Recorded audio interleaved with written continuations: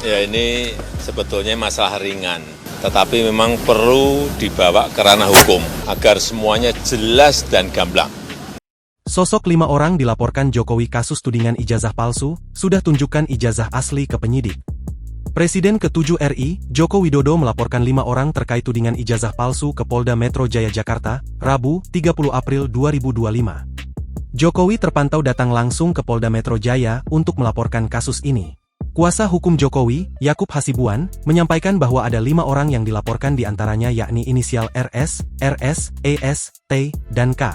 Kelima nama tersebut telah diserahkan tim kuasa hukum Jokowi kepada penyidik. Akan tetapi Yakub tidak merinci lebih dalam terkait sosok kelima orang yang dilaporkan tersebut. Terlapornya itu semua nanti dalam lidik, tapi tentunya dalam semua rangkaian peristiwa itu kita sudah sampaikan kepada para penyidik. Semua barang bukti yang sudah kita sampaikan, peristiwa-peristiwanya ada 24 objek yang kita dan Pak Jokowi sudah laporkan, yaitu diduga dilakukan oleh beberapa pihak. Inisialnya ada RS, RS, kemudian ES, ada juga inisial T, ada inisial K juga, kata Yakub Hasibuan di Polda Metro Jaya. Yakub Hasibuan menyampaikan bahwa saat melaporkan tudingan ijazah palsu ini, Jokowi juga memperlihatkan ijazah SD, SMP, SMA, dan ijazah kuliahnya di Universitas Gadjah Mada kepada penyidik. Pak Jokowi juga tegas memberitahukan kepada kami bahwa jika nanti diperlukan lagi siap untuk mempertanggungjawabkan, ujarnya.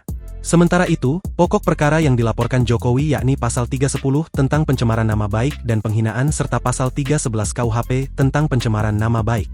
Yakub Hasibuan menegaskan tudingan ijazah palsu berdampak bagi nama baik Jokowi dan juga rakyat Indonesia. Menurut dia dugaan fitnah dan tuduhan tersebut sangat kejam dan sangat merusak nama baik dan martabat Jokowi.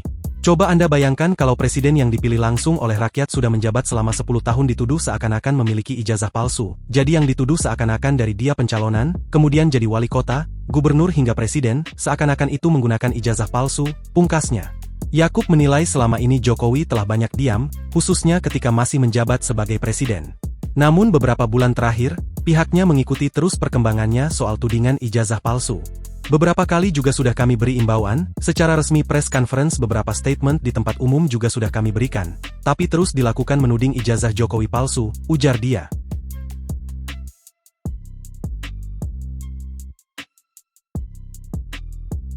Download Tribun X sekarang, menghadirkan lokal menjadi Indonesia.